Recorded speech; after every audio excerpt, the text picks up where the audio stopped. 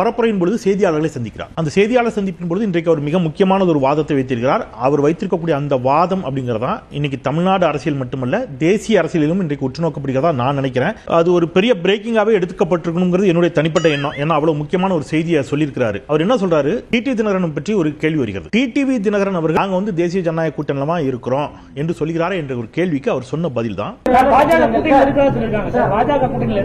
அவர் இருக்கிறார் சொல்றாரு. அதுக்கு நாங்க ஒண்ணும் சொல்லலையே.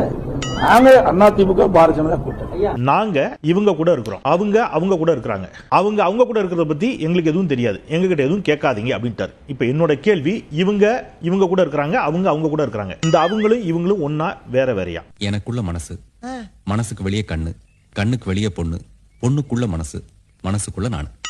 புரியுதா? இதையாட்டி சொல்ல மாட்டேன். இவங்களும் அவங்களும் ஒரே ஆள் தான் அப்படின்னு சொன்னா இவங்களோட கூட்டணியில் இருக்கின்ற பொழுது அவங்களோட தானே கூட்டணியில் இருக்காங்க, இவங்களும் அவங்களும் ஒண்ணு தானே.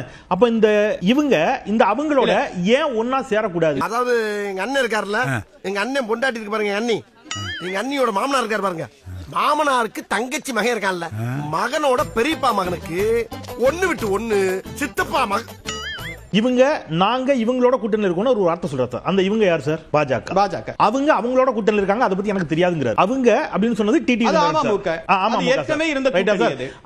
அவங்களோட கூட்டணி இருக்காங்க. அவங்க யார் சார்? அவங்களும் பாஜக தானே. ஆனா அவங்க எங்க கூட்டணி இருக்காங்களான்னு எனக்கு தெரியாது.